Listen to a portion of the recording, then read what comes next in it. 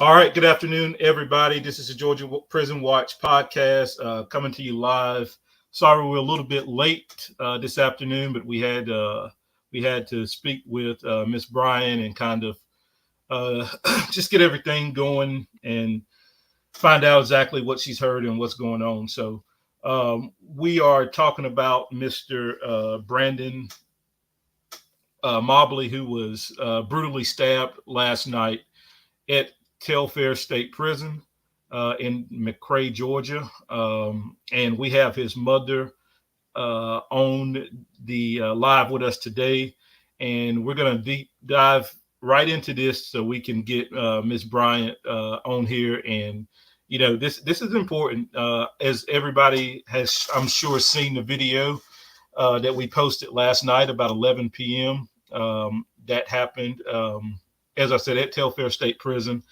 And there's a lot of stuff going on at Telfair State Prison. There's a lot of stuff going on with this situation here. So without further ado, we're going to bring Ms. Bryant on. She's going to tell us exactly what she has been told and, you know, the lies and the deception that she has also been told. So, Ms. Bryant, you are unmuted, and thank you for coming on with us today. Thank you for having me. So tell us. Well, let me say this first. I'm sincerely sorry that you had to witness that video last night that was on social media and has now went viral on social media. No one should have to go through that, and you know, you have our condolences. We're glad that Brandon is still alive, and you know, that's I guess the best thing that can come out of this. Yes. But you know, the video is horrific. Yes, it is. It's very horrific.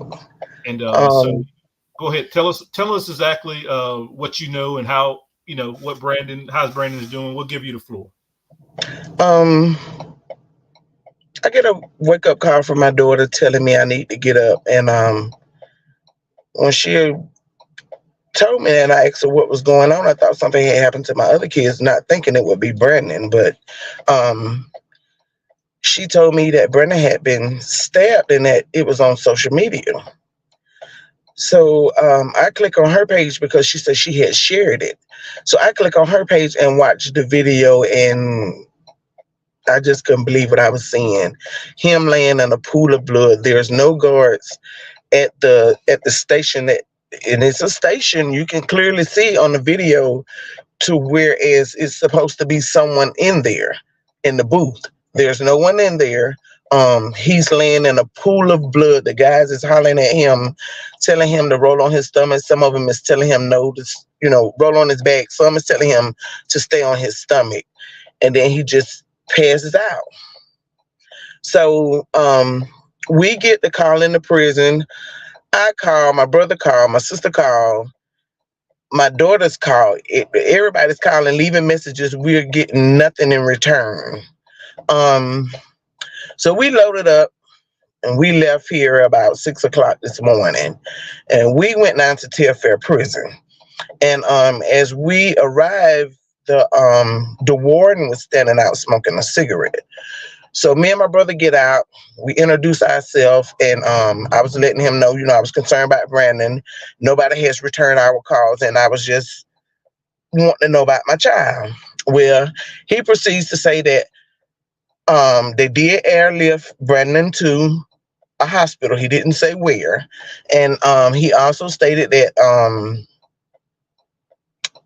Brandon was back at the prison and that he was waiting to be interrogated by the investigators. So I'm like, Brandon is back at the prison already, and I was asking him, could I see him or could I speak with him? And he told me no, just write my number down on a piece of paper, and he would give it to him. And as soon as the investigators finished with him, then they would let him call me. Till now, I haven't received that call because Brandon is not at that prison. Brandon is not there. I also asked about the guard that they was holding hostage, and he looked at me as if there's nobody being held hostage, is what he's saying. And I'm like, well, it's all over social media, you know. So I was asking him, could you tell me anything that happened with Brandon? You know, how many times he been stabbed? There was no information. Still couldn't give me no information because it was under investigation. Okay, we was parked in the VIP section right where his car was parked. So he told us we had to move the van and park in the visitation section. So we did. And everything went left after that. He had us escorted off the premises. We parked side the road. We was taking out some information. We had got a phone call. We was taking out some information and we was writing it down. And he proceeded to send the lady from the fire department, and she told us we couldn't park there, but we could park on the other side of the road because that was their property. Again, everything went left. When we went to pull off, it's about 3 cars come behind us, so we just pulled over and stopped. And they find out what was going on in the situation, so they let us go. But it was me, my brother, my sister, Brandon's twin Brittany, and my last set of twins, Jamel and Jamara. All of us was in the van. I mean, it's not like we was finna harm anybody. We just wanted information on my son.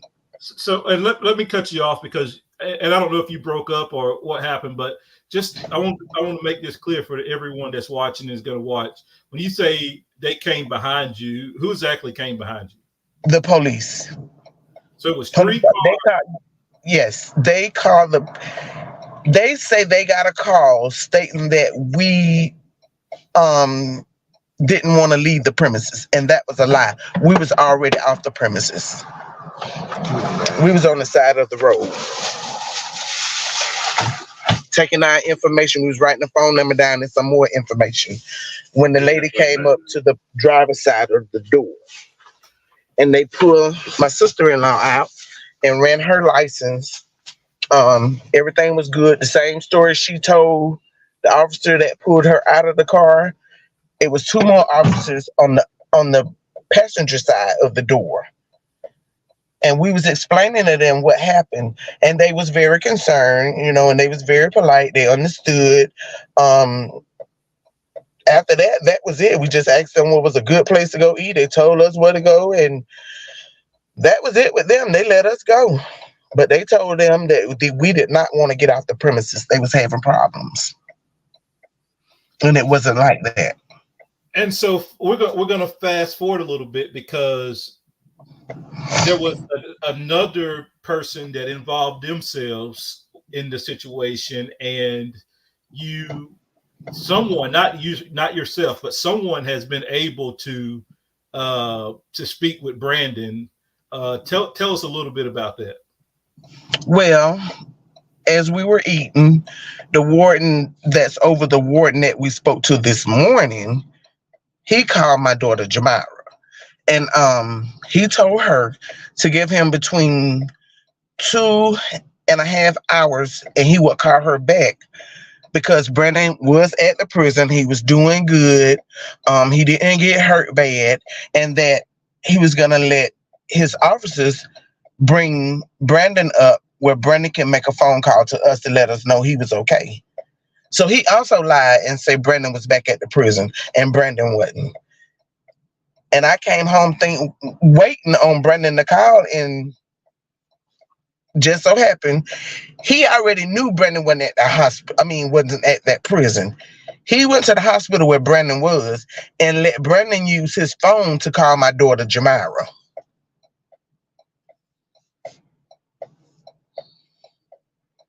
But Hi, Ms. Bryant, this is Susan Burns. I am just flabbergasted at the lies and the way you were treated and so forth. you're not the enemy. And you're not being, your family's not being treated with any respect at all. The first part of respect is to If they had just said, and I understand also that they couldn't tell us that he was at the hospital or what have you, but I wanted just a little bit of relief. After seeing that video of my child, I just wanted a little bit of relief. I just wanted to talk to him and let him tell me for himself that he was okay. And it's almost like they told you, we're telling you in a nice way not to believe your lying eyes on what you've seen in the video.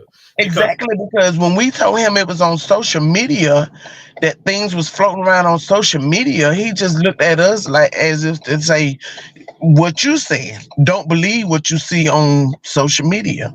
Right. Because it ain't all it's cracked up to be. It's basically. Don't believe that your son is laying on the ground in a puddle of blood.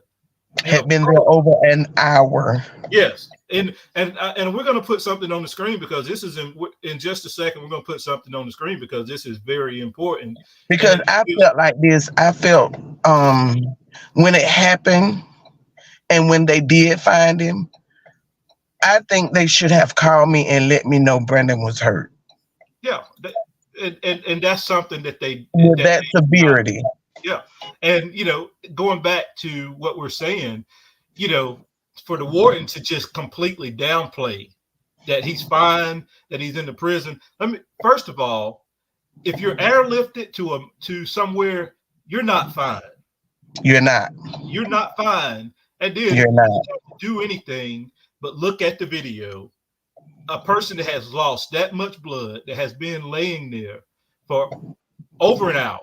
And Susan, I'm going to put this on the screen because I want to give some context to the listeners and for everybody that's listening, excuse me. And Susan, I want you to read this because this is someone, and Miss Bryan, I don't know if you know this or not, but we're gonna put it up on the screen and Susan's gonna read it. But we got this message last night for someone while Brandon was laying there. Someone was calling multiple times trying to get him help. And we're going to put this on the screen. Go ahead, Susan. Okay. This is urgent. Inmate at Telfair State Prison was stabbed and bleeding. Telfair is not answering the call. Called their local 911 dispatch, and they said they would send someone. No one is listening to me or trying to send help. This inmate is dying. They said blood is everywhere in the dorm and no officers are in the booth. Just talked to someone at the front desk. They claim to be already responding to the dorm now. Almost an hour since I've been trying to reach someone, and it's dorm G3. I mean, this just puts it out there. And when I saw the video last night, I was really taken by. He even had blood puddled where his arms were laying. Mm-hmm. I mean, clearly his torso was. And then looked like he was trying to crawl at one point in time, and then he just stopped and just laid there. I mean, once I seen that video, I just wanted my child. Yeah. I just want to talk to my child.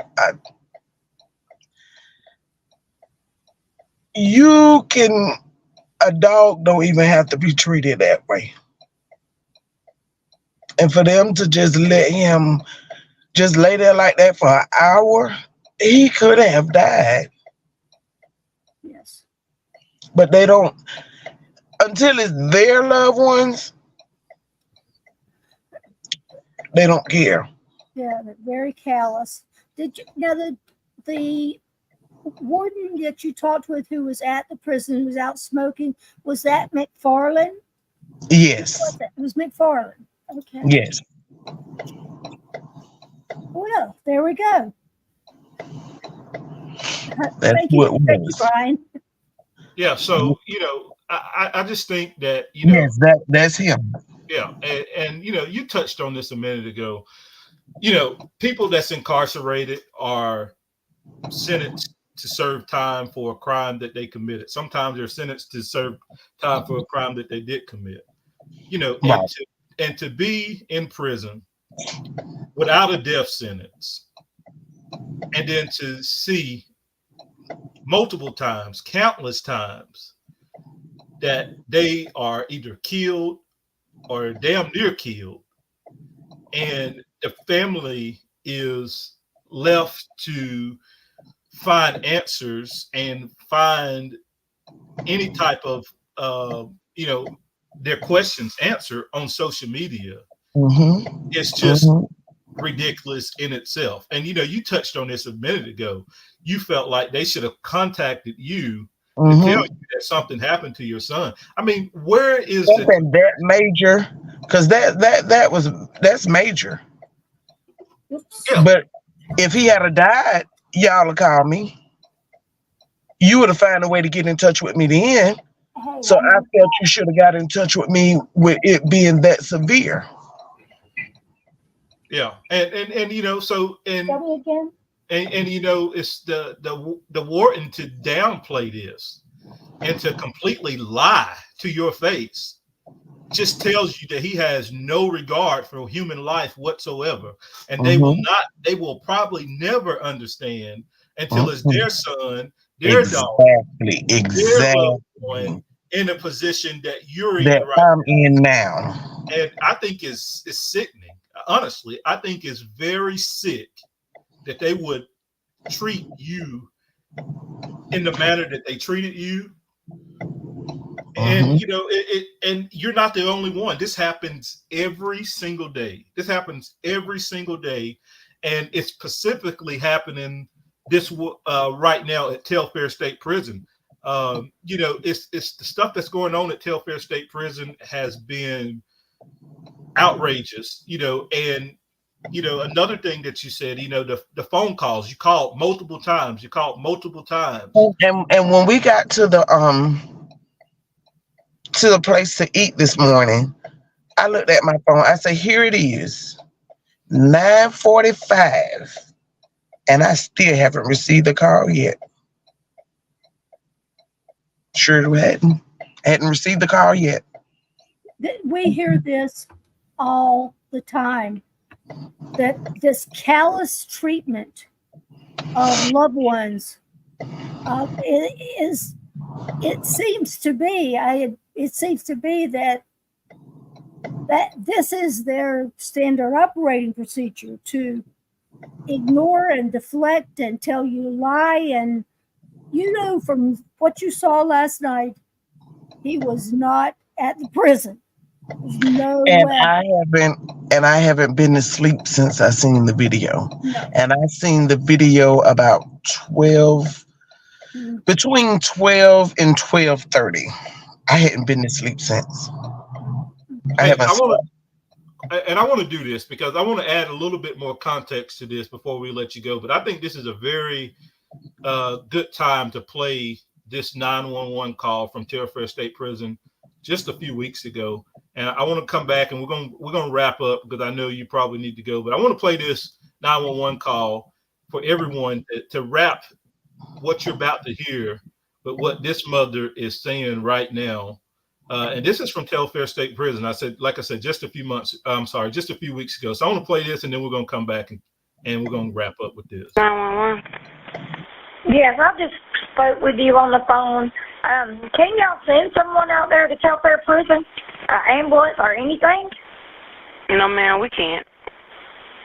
Y'all can't. So if the boy's out there dying in the prison, y'all can't send an ambulance out there to help him, right? No, ma'am. That's wrong, don't you think? But that's it's a 911 emergency. That this boy could be stabbed, hurt, or dying, and y'all can't send an ambulance out there. The prison will have to call us for that. The prison, and I can't get in touch with nobody at the prison. Yeah, they would have to call us to send EMS out there. So they would have to call and request an ambulance, right? So do you have another number that I call, like at the prison at all? No, to talk to someone? Not none. Oh, Lord. Okay, I'm just worried about something happening to this boy. Okay. And he's not my child, but he's somebody else's. Okay. So if you could figure out a number, please call the prison. Yes, ma'am. Okay? Will you take the information down? His name is Cortavius Evans. And he is in A2. Contavious. He is 20-something years old. Ma'am, how do you know this? Because my son is in the room with him. My son called me begging me to get help for this boy. That's how I know this. Okay. All right, please call somebody. Okay. All right, thank you. Mhm.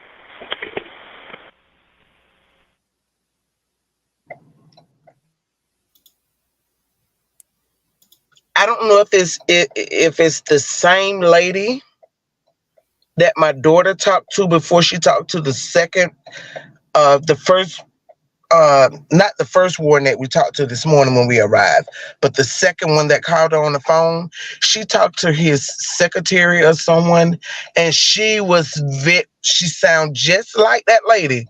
She was very, very rude. Like she didn't care. She kept asking my daughter who she is. My daughter was like, "That's my brother." It's like she didn't care, had a care in the world. And so, you know, That sounds just like her.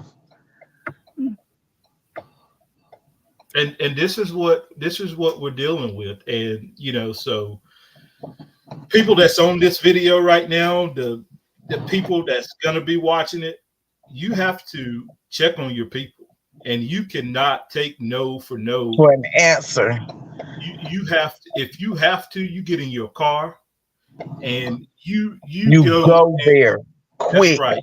And because it is evident that they do not give a damn about at all that are in their care. They could care to less. them, they're just a number. They're not trying to care. They're not that. Oh my goodness. Oh yes. When I say, I don't understand it. If you're trying to get information on your loved one, people check on your people in prison, because it is, from what I seen this morning, I don't wish this on nobody. No mother, no father, no sister, no brother, no children. I don't wish this on nobody. Because this morning I like to literally lost my mind. I hadn't got no sleep. I've been up all day. I have another cell phone. And when I say the messages and the comments coming through, I just left my house and left that phone at the house. Right now I just need a peace of mind. Yeah. I just need a peace of mind. It's much, you know, as because that video have took all my strength. Right. All of it. Totally understand. Is there anything that you want to say in closing? The floor is yours. Whatever you want to say, just go for it. I was lied to, and I didn't have to be lied to. First of all. Second of all, if y'all getting these phone calls about your kids in prison, please check. Don't listen to, go above and beyond. Go above and beyond, because I don't know what to say. I'm just lost for words. I just don't know what to say. I'm just glad he's better. He said, I see you, but he's better. But I just can't get over what I seen. And that's something I'd never be able to get over. But only thing I tell y'all to check on your family when they're in these prisons, because these people do not care. They don't care if they live or die. Long as they doing their time or whatever is not getting in their hair, they don't care. Because there's no way my son should have been left there over an hour. No. Well, you said earlier that about the control room being dark, nobody in that control room. That control room can't be more than 15 to 20 feet From where him. your son was lying. Mm-hmm. And there should have been someone there that could open the door and walk out and help him, call for Rat him. being in there on the spot. Yes. You are so right. These prisons are filled up with cameras, and they'll always tell you, oh, the camera doesn't work. Count on it. A lot of those cameras do work. And some of them, I've been told, when it's the prison's camera, it's very easy to see. I mean, they're clear, and you can tell who people are and so forth. And those cameras are on 24/7, but no one's watching. Exactly. No one's watching. And all it took is a glance at your son lying there on the floor to know that this isn't the job for the people here with their little medical case and some Band-Aids. This is a job for an air flight and a life flight. There's just such a lack of judgment, of caring, of everything about this, how you're treated when you arrive.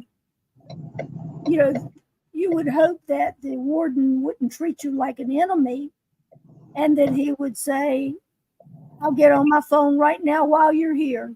Let's see what we can find out. That would have been exactly what you wanted, I would think. Because he knows good and well where his offenders are. He knows where they are. He knows who's with them. There's always 2 officers with them. Mm-hmm. Call her on your phone and help this mother out, and tell her what's going on with her son. This is just heartbreaking.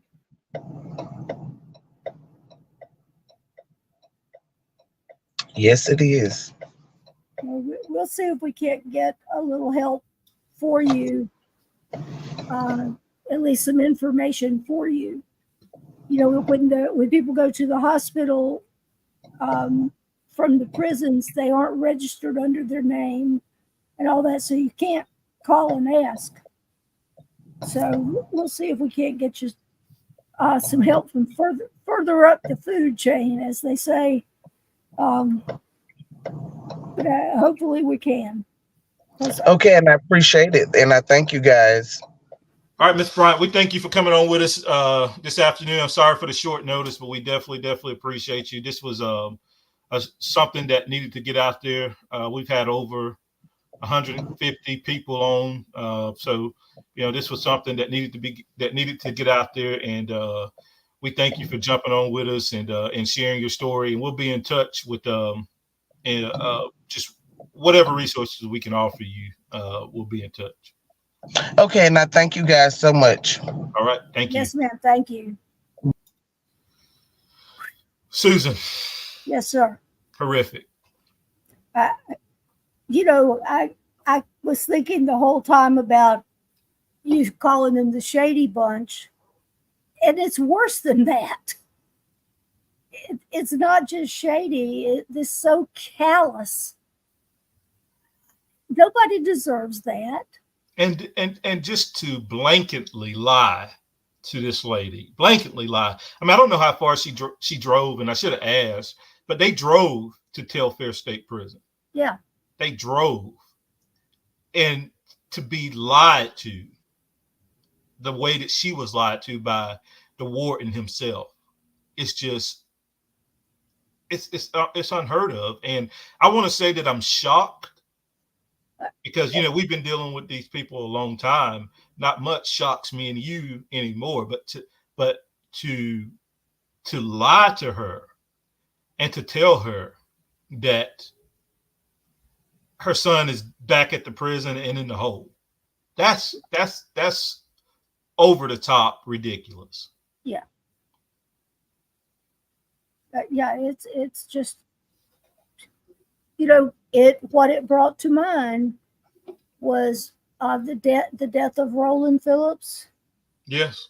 And what happened to him, and his body was just pushed to the side for hours. I mean, this is the same thing. It's as if they aren't people. That's right. And they not only are people, they're our people. There's just no excuse for this. You know, you could understand that they have a budget, they have various things that they have to do, but it's easy to be honest with people and to be sensitive to what they're going through. That's easy. And it's as if they're told or taught, don't ever be honest. Don't ever tell them anything. The families are the enemy. No. This poor young man. So we're asking you, you know, if you're just jumping on, we're asking you that you keep 32-year-old Brandon Mobley in your prayers. He survived the horrific stabbing last night at Telfair State Prison. He was life flighted to a hospital in Augusta. And, I can only say by the grace of God, he is alive after that horrific video that we posted last night. He's alive. And it sounds like he's going to make it. But this is a little much. And, it's happening every single day, sometimes twice a day, sometimes 3 times a day. It's happening every day. And, it's at a point now where no one gives a damn whatsoever. And people are left to fend for themselves, and instead of trying to fix this issue, it's going unchecked. And unfortunately, and I said this a few weeks ago, unfortunately, it's going to continue to happen. The priorities of the governor, the priorities of the commissioner, the priorities of the elected officials in this state is cell phone jammers. I'm going to go out on a limb and say that what they're busy doing today is figuring out who took that video. Yes. Oh, well, the video, the phone that shot the video has already probably been confiscated. They did that last night after they got their guard from being held hostage. And that's probably who's in the hole, is that guy. Yes. Yeah. And, something that we want to reiterate and something that we haven't touched on, and we're getting off here. I think this is very important. We know for a fact, 100%, that there was an officer held hostage last night at Telfair State Prison. They may never admit it, but we know for a fact that there was an officer held hostage. The status of that officer, we have no clue. This is not what this is about. It's about the gentleman that almost lost his life and laid in his puddle of blood for hours, for at least an hour before help arrived. So, that's not what we're not going to lose track of that, but we want to make that clear that happened, and we have a source that is not even affiliated with the GDC or anything that happened. And Susan can vouch that actually happened. Yeah. You know, I don't know if you've seen the post today that GDC posted about this being Women's Month. And I think that to admit that a female officer was taken hostage last night may be a negative for trying to hire new officers, because that right there proves it's not a safe place to work. No, it's not a safe place to work. Nobody's going to work there. You know, they have major issues. You know, and instead of trying to address those issues and to make these places safer for both offenders and staff, they have lost complete and total control. And I don't know at this point if they'll ever get it back. So, you know, in closing, I'll let Susan go and then we're going to get off here. But, you know, I'll say this before I give Susan the final say. As Ms. Bryant said, you know, keep all of those in your thought and prayers that's incarcerated, but check on your people. I don't care if you have to call 50 times a day. If you haven't heard from your loved one, you know, you got to keep checking on them. And, you know, because they don't care. It's evident that they don't care. And check on your people. You know, and if you can't get in contact with them, reach out to us. We'll give you their cell phone numbers to call. And, you know, but this is evident that you have to continue to stay engaged, that you have to continue to hold their feet to the fire, because if you don't, those people that's there is not going to give a damn about those people that's in their care. So as I said, just keep all those incarcerated in your thoughts and prayers. Keep Miss Mitchell in your prayers. And, you know, this is something. This is something. So go ahead, Susan. We all have what's essentially a computer in our hands 90% of the day. For heaven's sake, there's a list of all the prisons that's been posted on Human and Civil Rights page, as well as all They Have No Voice. Get the cell phone numbers that are assigned to that prison. And the people may have moved on, but those cell phone numbers are what's assigned to the prison. And in every case we found, at least one or two of the people that are listed on that cell phone list still works there. So have that list in your hand. It's easy to download a document. We all know how to do it. Make sure you've got that that's information in your hand, just in case this happens to you, that a loved one of yours is in danger or in peril or is injured. Frankly, after what we saw last night, I thought he was dying.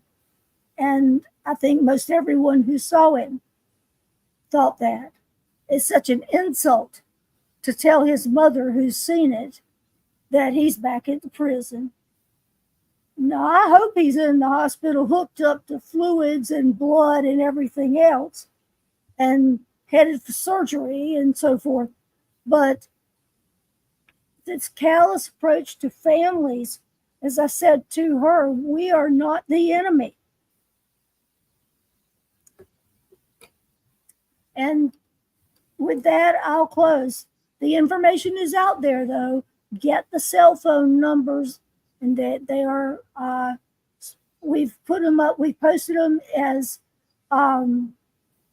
PDF files on each and every prison. Well, not McRae prison, the other one that's down there, because they don't have that one yet. But get the information you need so before something happens. And that's all. Kind of preachy from me, but all of us, I'm sure, after seeing what we saw in that video know that these are human beings and they have real families. So with that, I'll close. All right, everybody. We thank you for watching the Georgia Prison Watch podcast special edition. We had to bring you this today. And please share this video on social media. It'll be posted to our Facebook account shortly, as soon as we get off. And please share this video. It needs to get out there. And we just thank everybody for coming on with us this afternoon. And have a good weekend, and we'll see you guys later. Thank you.